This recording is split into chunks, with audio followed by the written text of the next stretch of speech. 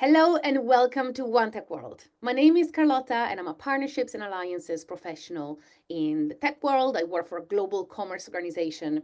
I'm also an international Keynote and TEDx speaker. And over the years, I've coached many amazing professionals to help them progress in their careers. They were looking to kind of get support their career to the next step. And I'm also the founder of tooambitious.com, which is a brand, movement, and community aimed at changing the narrative around ambition in women.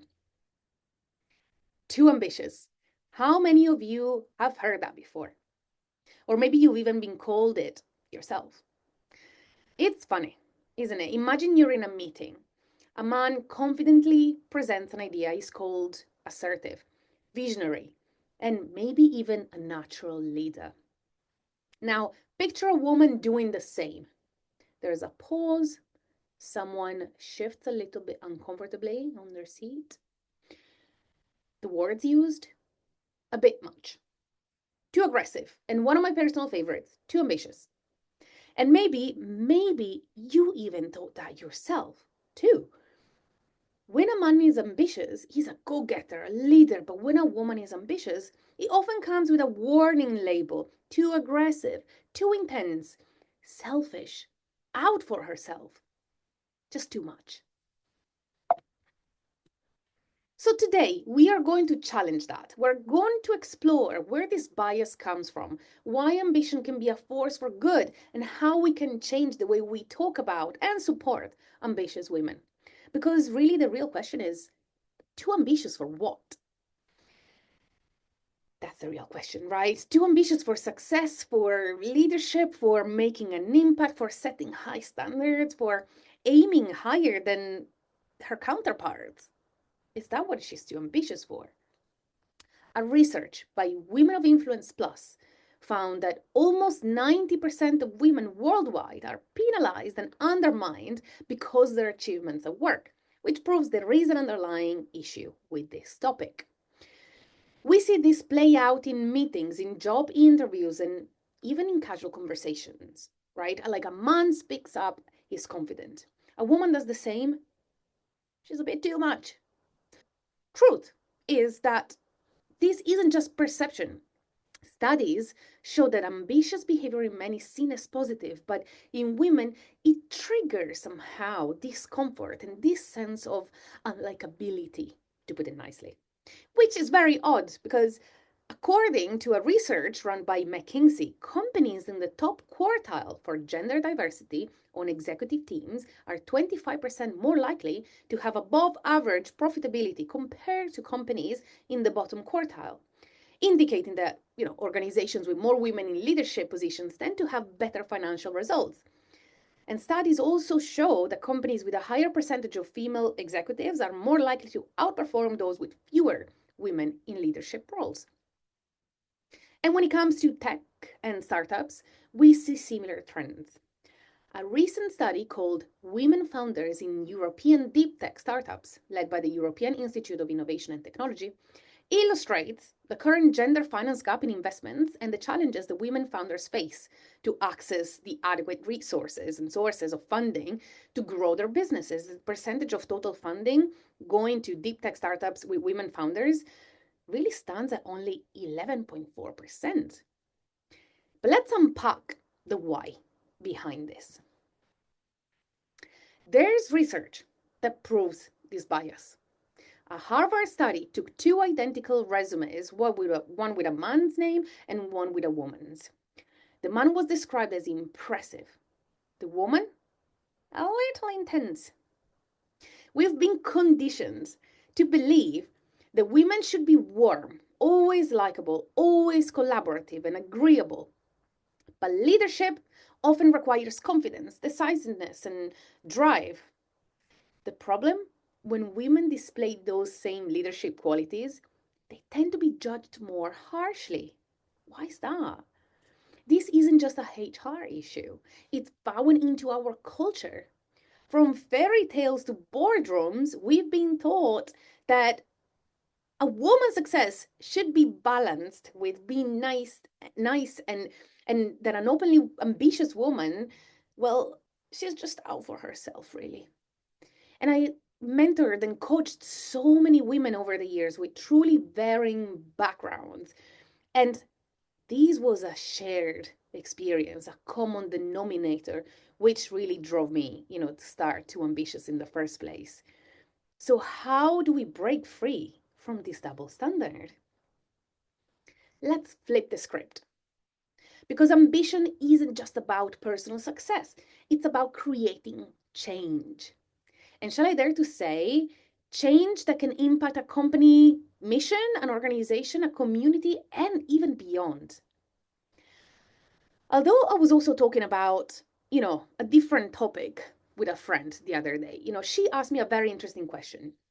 She asked, why is it like perceived so negatively when somebody is aiming at achieving like X, Y, and Z, and it's negative if it only affects them positively? Which I thought was a fine question, because I was like, okay, what's wrong if somebody wants to kind of improve their situation, right? Well, my answer was, as long as achieving X, Y, and Z isn't going to intentionally or unintentionally negatively affect others, or as long as you're not lying about certain things, or, to get to a certain point, like, I don't see why there would be any problem with that. After all, we're all here to make sure we can live a good life. And as long as it's done ethically and with integrity and, without intention of like undermining others, then what's the problem, right? However, my favorite type of ambition is the one that can create a positive ripple effect and is built again on integrity and truth and willingness to have a positive impact on others in a way or another. Think about Malala, for example. She was too ambitious for demanding girls' education. Rosa Parks, too ambitious for refusing to give up her seat. Even Sarah Blakely, founder of Spanx, she was too ambitious for believing she could launch a $1 billion brand without investors. Another amazing woman I actually should have included here is Whitney Wolfe Herd, founder and CEO of Bumble until recently. She was too ambitious for thinking she could create an app where women could be safer and more in control while still having a chance to meet friends and go on dates.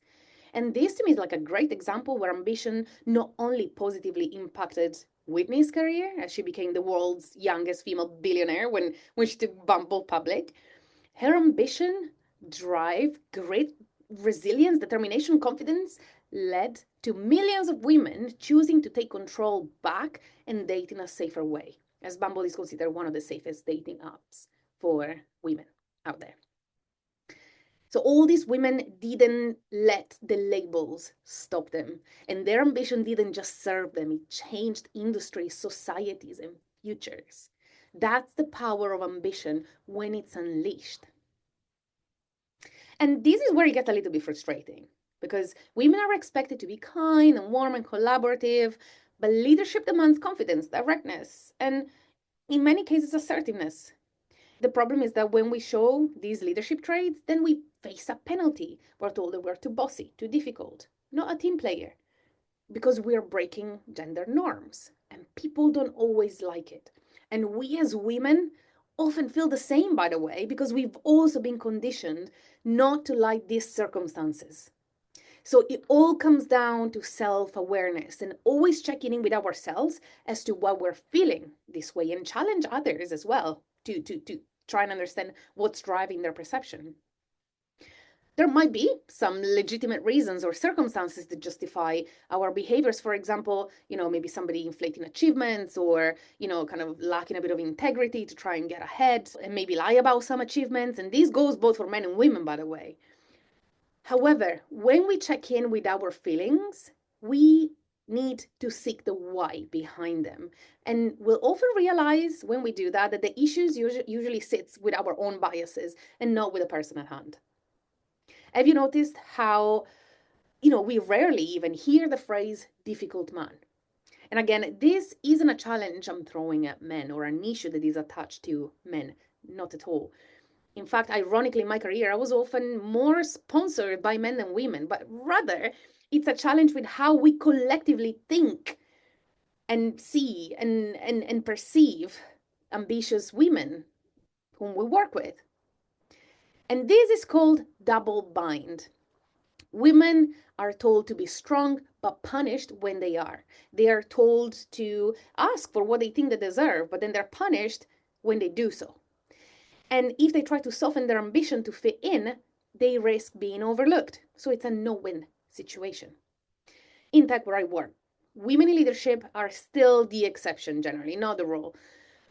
And when they succeed, they can often be labeled as too difficult or have to work twice as hard to balance the expectation of likability with the demands of decisiveness.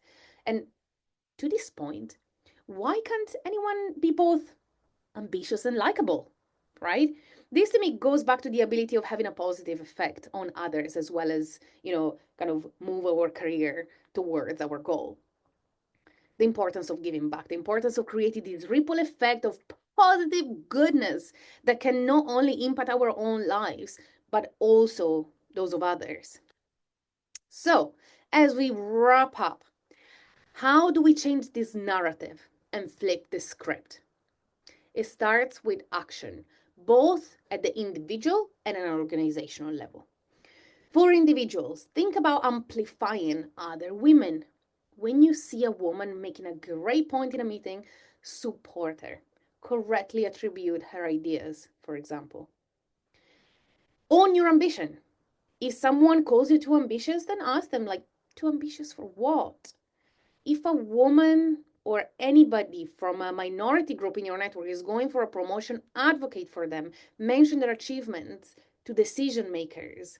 Being told to slow down isn't going to help their career and isn't going to help the organization grow because you're kind of stopping that person's drive to making an impact. From an organizational perspective, think about auditing performance reviews. Research shows women receive more vague feedback, like, she could be more likable, while men tend to get actionable insights and advice. So instead of saying something like, oh, she's not quite ready for leadership, maybe require clear criteria. Has she led high impact, high visibility projects? Has she delivered results? Has she shown leadership behaviors? Let's fix that. Think about the idea of culture fit as well. Let's ditch this culture fit idea. Often fit means maintaining the status quo. Instead, hire and promote for culture add. Instead of, would they fit? Think about what unique perspective can they bring to the table, right? Also think about sponsorship as another way of caring for all these ambitious women, right? We often say that women are over-mentored but under-sponsored, right? They're giving the advice, but when it comes to actually helping them find opportunities to grow, then there's a lack of sponsors and a lack of understanding around sponsorship overall, and also the responsibility that leadership has in relation to sponsorship. So make sure that it becomes part of how things are set up within your organization. Make sure that leaders are aware of their power when it comes to identifying high potential candidates and train them so they know how they can support them, essentially. And make sure that you create this opportunity to pair high potential women with executive sponsors who will advocate for them in leadership meetings. You can set clear promotion targets as well to ensure women are progressing at the same rate as men, right? And on this point, Salesforce saw a 33% increase in women leadership roles after setting specific promotion goals. And finally, think about featuring and celebrating ambitious women. Think about how you can offer them a platform to be seen. You can feature women in company newsletters, town halls, and industry panels. Ensure company awards programs and speaking slots include women. Offer them the opportunity to go on media training, right? There's so many things that can be done to really take steps forward to ensure ambitious women feel supported, and also for organization to make the most out of this drive and confidence and willingness to make an impact. Now, let's go back to that meeting we imagined at the beginning. This time, a woman speaks up, and instead of whispers about how intense and too much and selfish and, all of those things she is, they actually value her ideas. They respect her ambition, just as they would for a man. No one shifts uncomfortably in their seats. No one whispers, too ambitious. Instead, they just say, that's exactly what we need. That's the world we're working towards. Because the truth is, ambition isn't the problem. The way we frame it is. And if ambition is what drives progress and change, then maybe, just maybe, we need a whole lot more too ambitious women leading the way. Together, we can rewrite that narrative, one bold, unapologetic, ambitious woman at a time. Thank you very much.